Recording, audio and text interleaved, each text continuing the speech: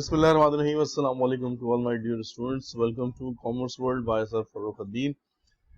आज की क्लास में हम अपना 5th चैप्टर जो अकाउंटिंग का है वो हम स्टार्ट कर रहे हैं। इससे पहले हम लोग 4 चैप्टर अपने जो है वो कम्प्लीटली जो है वो डिस्कस कर चुके हैं, जिसके अंदर हमने स्टार्ट किया था पार्टनरशिप फॉर्मेशन से, then division of profit and loss पूरा कराया आपको, फिर उसके बाद रिटायरमेंट पूरा कराया, फिर उसके बाद लिक्विडेशन पूरा कराया। Now the fifth chapter of partnership. Now we are going to start the 5th chapter, and that is the partnership admission.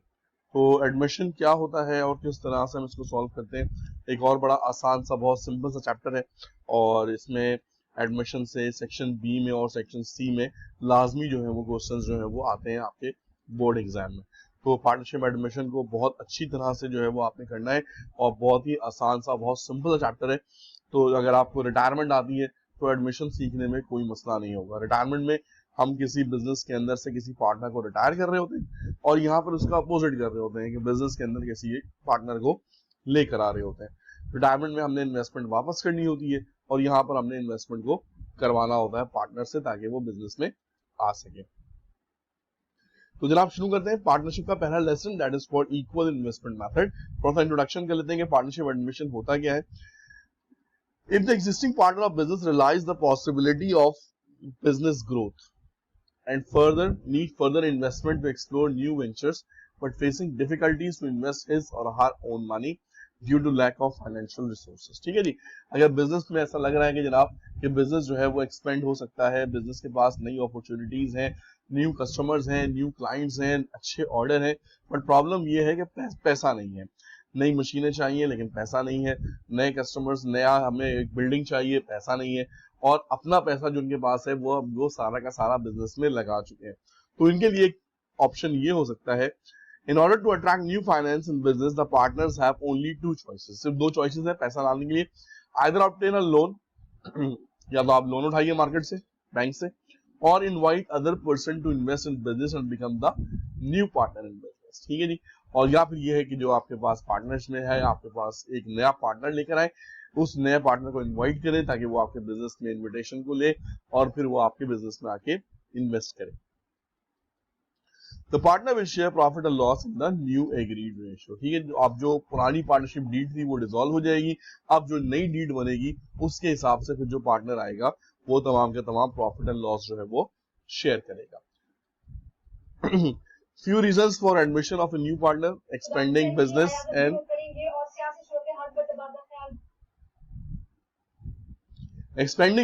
exploring new ventures, financial issues and lack of business ideas, need experience and seasoned professionals, ठीक है जी। तो आपके पास ये कुछ possibilities हैं कि जिसकी वजह से हम किसी भी पार्टनर को जो है वो बिजनेस में लेकर आते हैं। याद रखिएगा, जब कोई नया पार्टनर बिजनेस में आता है तो अपने साथ इन्वेस्टमेंट लेकर आता है, पैसे लेकर आता है, कैश लेकर आता है, और उस कैश से फिर जो है वो डेफिनेटली हम बिजनेस को जो है वो आगे लेकर चल सकते हैं। अच्छा जी, अब आते हैं अकाउंटिंग के ऊपर। क्या पार्टनरशिप एडमिशन का जो चैप्टर है ये सॉल्व कैसे होगा, इसमें क्या क्या चीजें हमने देखनी है। एडमिशन में किसी भी पार्टनर को इन्वेस्ट करने के हमारे पास 3 तरीके हैं। या तो वो इक्वल इन्वेस्टमेंट करे, यानी जितने ओल्ड पार्टनर की इन्वेस्टमेंट है उतना ही वो न्यू पार्टनर इन्वेस्ट करे, या फिर वो ज्यादा इन्वेस्ट करे, या फिर वो ओल्ड पार्टनर्स के मुकाबले में कम इन्वेस्ट करे। तो हम यहाँ पे कह सकते हैं कि बिजनेस में किसी भी पार्टनर को अगर आप इन्वेस्ट करवा रहे हैं, पैसा दे रहे हैं, तो उसके हमारे पास 3 पॉसिबिलिटीज हो सकती हैं: equal investment, more than investment और लेस देन इन्वेस्टमेंट। याद रखने की बात यह है कि ये न्यू पार्टनर का कंपैरिजन है ओल्ड पार्टनर्स की इन्वेस्टमेंट के हिसाब से। इक्वल इन्वेस्टमेंट में हमारे पास 2 पॉसिबिलिटीज हैं या 2 केसेस हैं। एक कहलाता है इसका परचेज ऑफ इंटरेस्ट और दूसरा कहलाता है सफिशिएंट कैश। मोर देन में हमारे पास गुडविल है, बोनस है, और एक हम इसको ज्वाइंट मेथड या कंबाइंड मेथड कहते हैं, जिसमें गुडविल और बोनस दोनों मौजूद होती है। और इसी तरह से लेस देन में भी हमारे पास 3 मेथड हैं: गुडविल, बोनस और कंबाइंड मेथड। तो आज की क्लास में हम लोग पहले लेसन के अंदर हम लोग जो है वो इक्वल इन्वेस्टमेंट का जो टॉपिक है इसको हम करेंगे, और इक्वल इन्वेस्टमेंट का टॉपिक कैसे किया जाता है और इसके अंदर आपने किस तरह से लेके चलना है, ये हमारा जो है वो बेसिकली आज का टॉपिक होगा।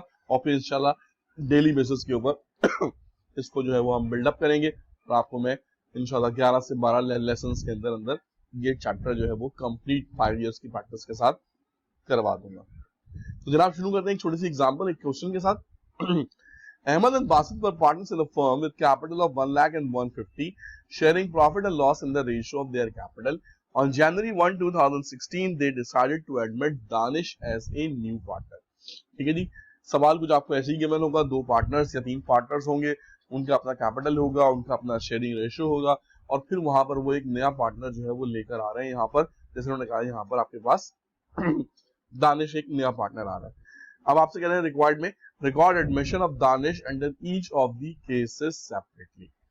अब आपने हर केस को सेपरेटली जो है वो आपने सॉल्व करना है। इसका मतलब केस नंबर 1 का केस नंबर 2 से, केस 2 का केस 3 से, इनका आपस में कोई लिंक नहीं है।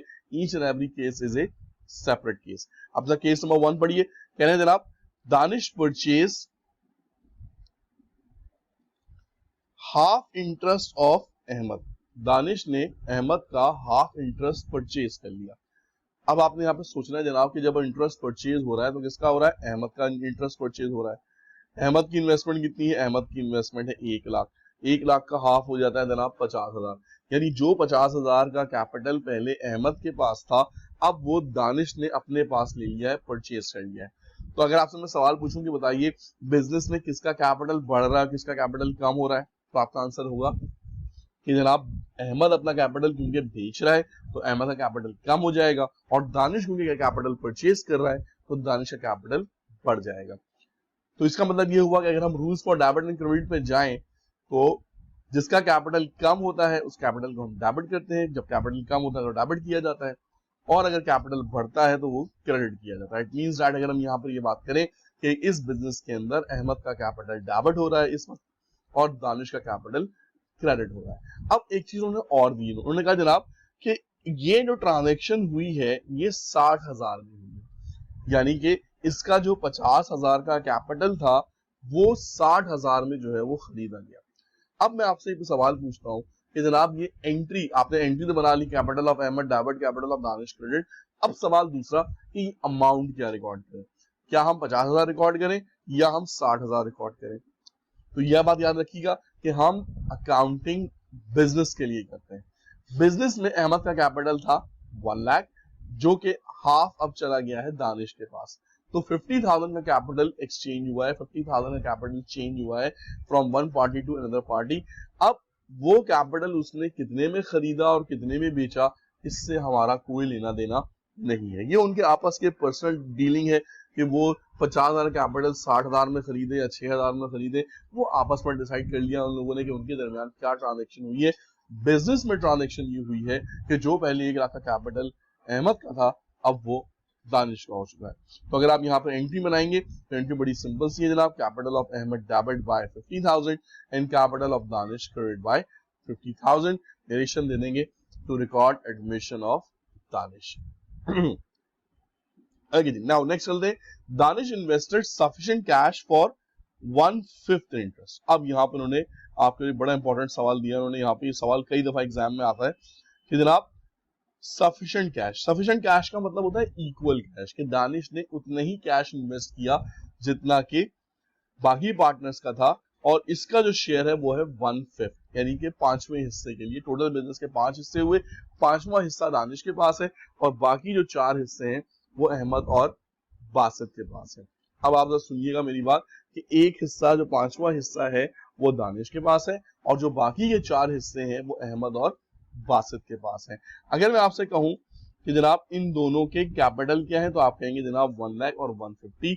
इसका मतलब हो गया जनाब कि ये हो गया 250। टोटल कैपिटल कर लें तो ये बन जाता है आपके पास 250। हमने दानिश को जो है वो 5वां हिस्सा दिया है, 5th पार्ट।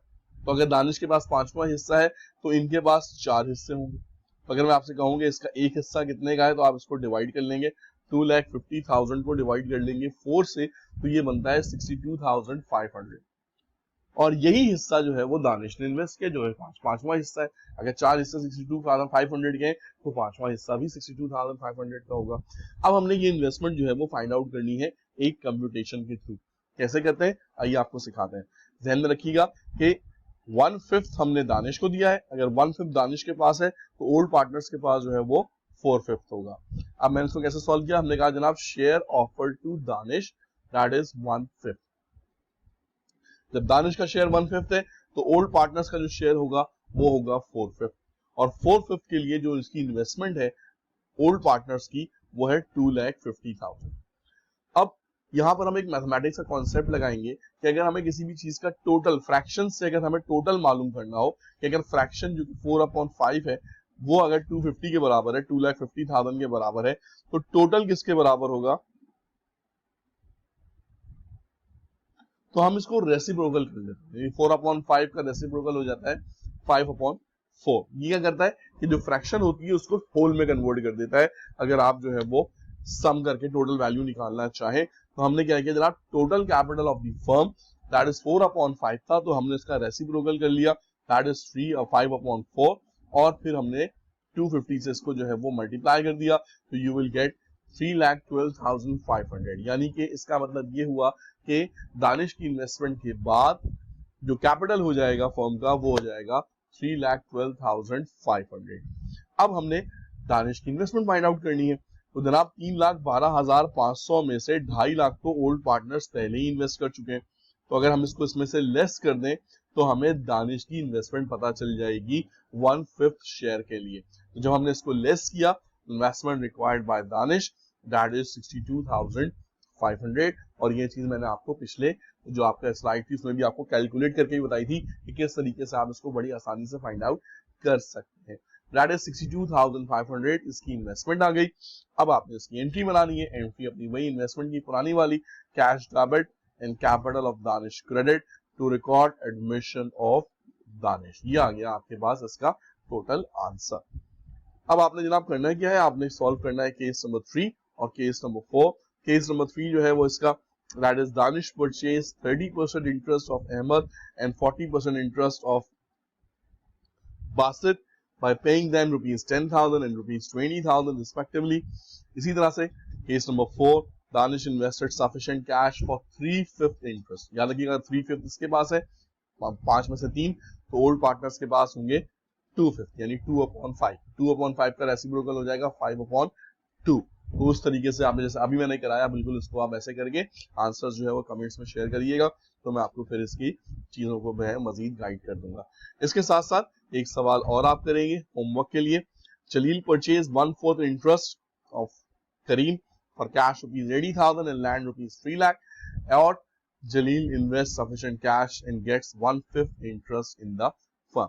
तो ये दो सवाल के उसके केस 3 और 4 और इसका दोनों केसेस ये आप लोगों ने जो है वो करने, और फिर इंशाल्लाह जो है वो कल की क्लास के अंदर इसका जो अगले मेथड है मोर देन इन्वेस्टमेंट के, गुडविल बोनस और ज्वाइंट, और इसी तरीके से फिर लेस देन इन्वेस्टमेंट के गुडविल बोनस और ज्वाइंट, ये करके फिर जो है वो हम अपना इसको 1 बाय 1 करके सम अप करेंगे।